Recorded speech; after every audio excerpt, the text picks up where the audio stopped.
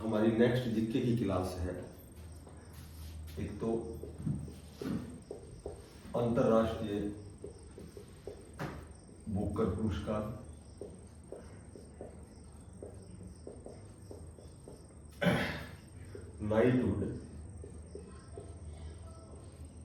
Knighthood और उसके बाद में है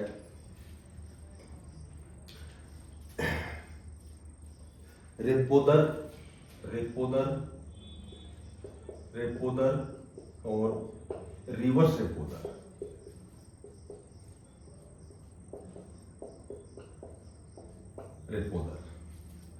और उसके बाद है मुद्रास्फीति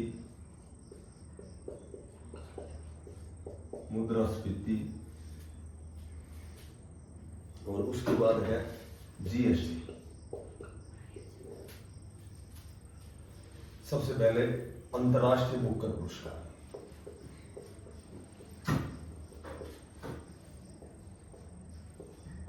अंतरराष्ट्रीय बुकर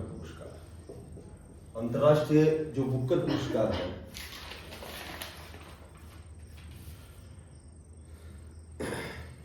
सबसे पहले इसका 2005 में इस पुरस्कार का नाम था मैन बुकर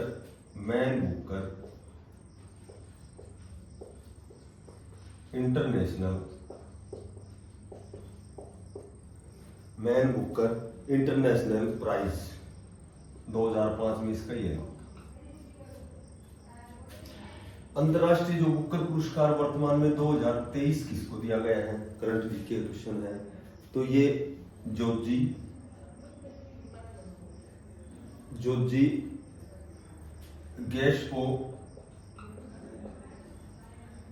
गैस्पोडिनो को दिया गया है और ये बुल्गारिया का लेखक था।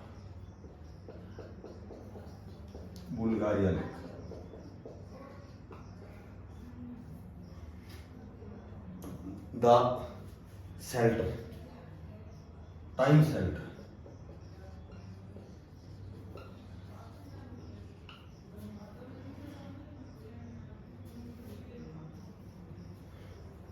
ये पुरस्कार 2022 दिया गया था गीतांजलि।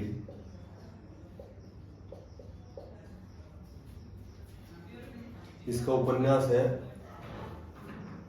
रेत समाधि। इसका उपन्यास था रेत समाधि।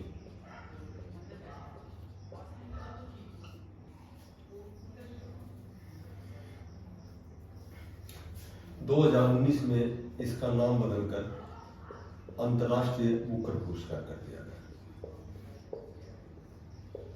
अंतरराष्ट्रीय बुकर पुरस्कार।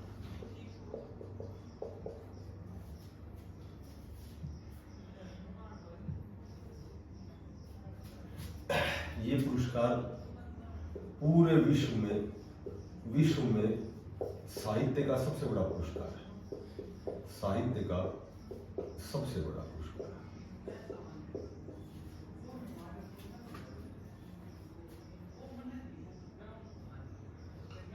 2006 में किरण देसाई को दिया गया और 2008 में दिया गया है ये अरविंद अडिगा, भारत के अरविंद अडिगा।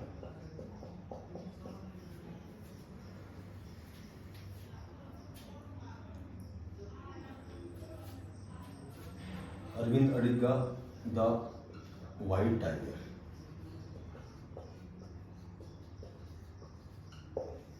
इस पुस्तक के लिए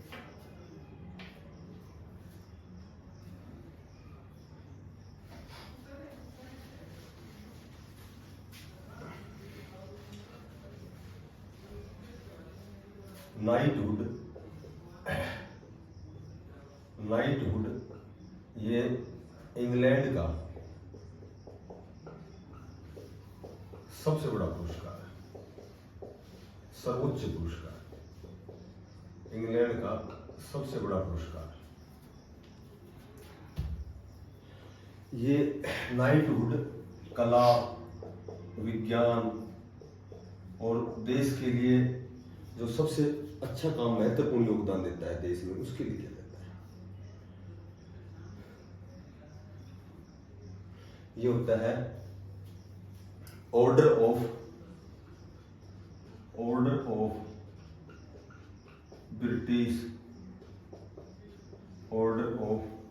ब्रिटिश एम्पायर।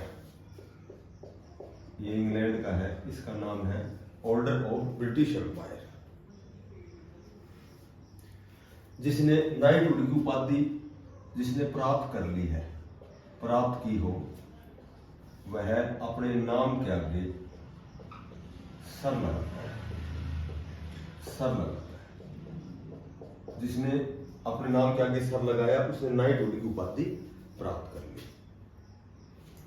यदि महिला ने प्राप्त की है तो वो डेम लगाती है, डेम, महिला डेम लगाती है।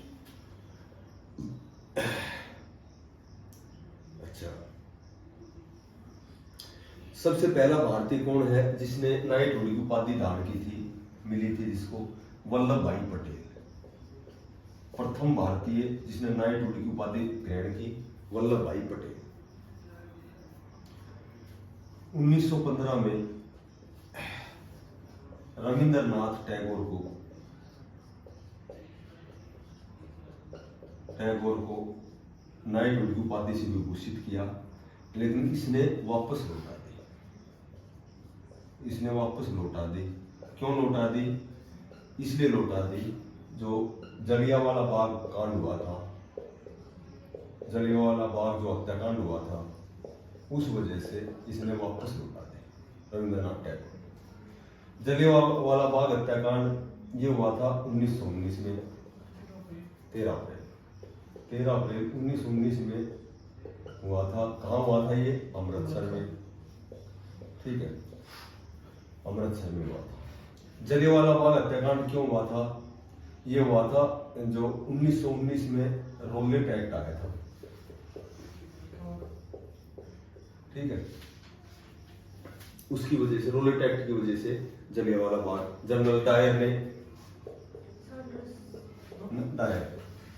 ने गोली चलाने का हुक्म दिया था। रविंद्रनाथ टैगोर को गुरुदेव कहा जाता है, उपाधि गुरुदेव कौन है? रविंद्रनाथ टैगोर। रविंद्रनाथ जो टैगोर है, इसको 1913 में गीतांजलि के लिए, सबसे पहले, भारत के सबसे पहले इसकी पुस्तक थी गीतांजलि के लिए नोबेल पुरस्कार, साहित्य के लिए नोबेल पुरस्कार दिया 1913 में।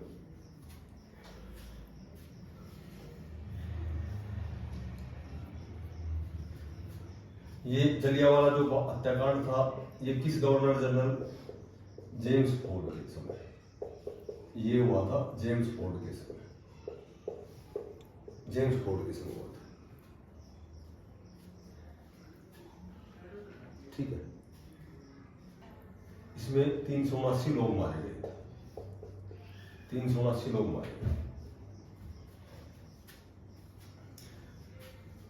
महात्मा गांधी को महात्मा शब्द रविंद्रनाथ टैगोर ने कहा था, महात्मा शब्द रविंद्रनाथ टैगोर ने कहा था। और जो राष्ट्रपिता कहा था महात्मा गांधी को, वो सुभाष चंद्र बोस ने कहा था। राष्ट्रपिता कहा था सुभाष चंद्र बोस।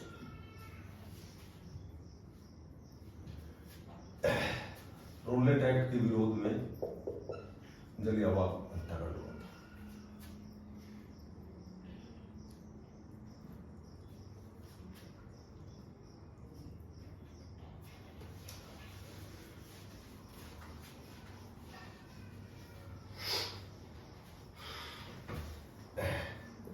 रेपो दर और रिवर्स रेपो दर,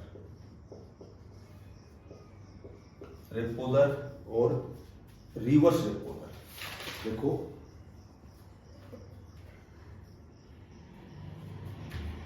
रेपो रेट क्या होती है? रीपरचेजिंग ऑप्शन होता है, रीपरचेजिंग ऑप्शन होता है। और जो रिवर्स होती है, ये रिवर्स रेपो दर होती है।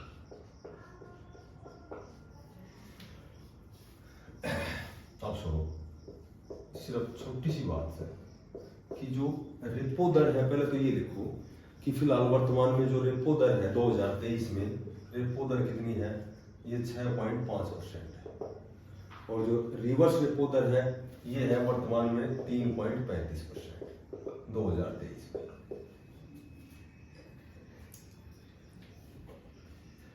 अब रेपो दर क्या होती है कि जो आरबीआई है, रिजर्व बैंक ऑफ इंडिया है, ये आरबीआई है, ये जितने भी कमर्शियल बैंक होते हैं, जो कमर्शियल बैंक होते हैं, इनको पैसे उधार देता है, ये तो होता है रेपो दर, ठीक है। और रिवर्स रेपो दर क्या होता है कि जब कमर्शियल बैंक है, कमर्शियल बैंक हैं, ये क्या करते हैं, ये आरबीआई को पैसा उधार देते हैं, आरबीआई को पैसा उधार देते हैं। कमर्शियल बैंक जितने भी हैं आरबीआई को पैसे देते हैं और रिवर्स रेपो होती है, और रेपो में आरबीआई बैंकों को पैसे उधार देता है। और ये जो दर है ना, ये एक मौद्रिक नीति होती है, मौद्रिक नीति होती है, मौद्रिक नीति समिति बोलते हैं इसको। इनकी जो दर है, रेट ऑफ दर परसेंट है, वो मौद्रिक नीति समिति वो तय करती है, उसके द्वारा तय की जाती है। और इसकी जो अध्यक्षता है, किसकी, एमपीसी की, एमपीसी की जो अध्यक्षता है वो अध्यक्षता हमेशा आरबीआई का गवर्नर करता है, आरबीआई का गवर्नर करता है, आरबीआई का गवर्नर शक्तिकांत दास।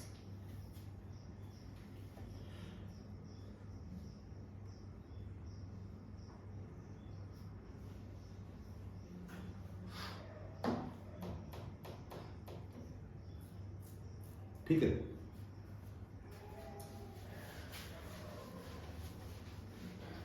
उसके बाद मुद्रास्फीति क्या होती है, मुद्रास्फीति होती है, पहले तो फिलहाल में 2023 में इसकी जो दर है वो 4.25% है वर्तमान में, मुद्रास्फीति की दर।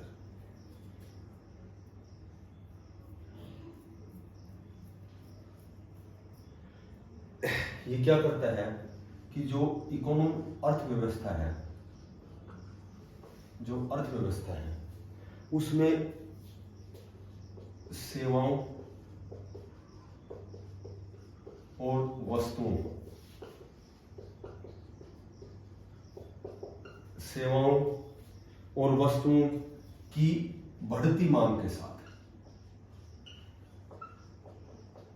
बढ़ती हुई मांग के साथ क्या करता है, बढ़ती हुई मांग के साथ मुद्रास्फीति होती है।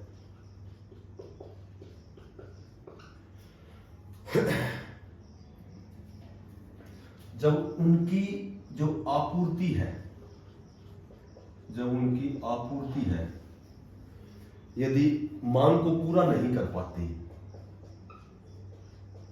मांग को पूरा नहीं कर पाती, मांग को पूरा नहीं कर पाती, तो उसका क्या परिणाम होता है, परिणाम ये होता है कि उसकी है ना कीमतें बढ़ने लगती हैं, कीमतें बढ़ जाती हैं, उसकी कीमतें बढ़ जाती है, किसी भी वस्तुओं या सेवाओं की कीमत बढ़ जाती है, और यही मुद्रास्फीति है। मुद्रास्फीति मोटी बात यह है कि मुद्रास्फीति क्या होती है कि जब हम डिमांड को, जब कोई चीज कम रह जाएगी तो उसकी डिमांड बढ़ेगी, और डिमांड बढ़ेगी तो फिर प्राइस बढ़ेगा, तो वो मुद्रास्फीति होती है। उसके बाद जीएसटी, जीएसटी ये होता है गुड्स और सर्विस टैक्स, ठीक है। तो गुड सर्विस टैक्स है ये वस्तुओं और सेवाओं पर लगाया जाता है, वस्तुओं और सेवाओं पर लगाया जाता है।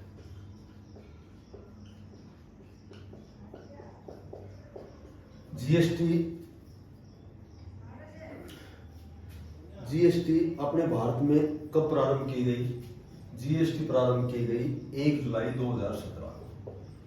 प्रधानमंत्री नरेंद्र मोदी ने 1 जुलाई 2017 को जीएसटी प्रारंभ की। ये धारा अनुच्छेद 279 के तहत।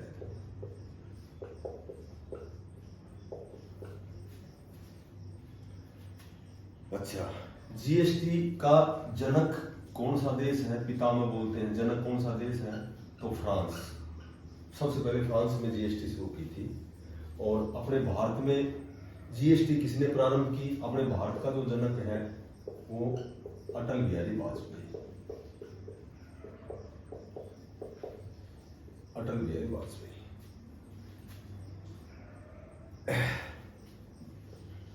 जीएसटी किन पे नहीं लगती? जीएसटी नहीं लगती पेट्रोल, डीजल और गैस पर कोई जीएसटी नहीं लगती। पेट्रोल, डीजल और गैस पर जीएसटी नहीं लगती। उसके बाद इसमें 5 प्रकार के स्लैब हैं। 5% है, 12% है, 18% है और 28%। 4 प्रकार के स्लैब जीएसटी में होते हैं। 5% में चाय, चीनी, रोटी, गेहूं ये इसमें लगता है। 12% में चटनी, अचार, मक्खन इन पे लगता है। और उसके बाद जो 18% जीएसटी है वो लगती है साबुन, टूथपेस्ट, आइसक्रीम इन पे लगती है। और बच गए 28%।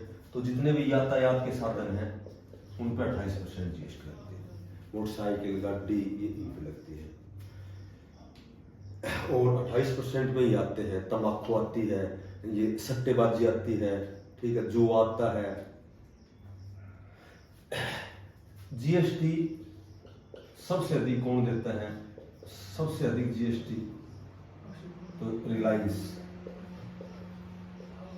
रिलायंस कंपनी है। अंबानी, मुकेश अंबानी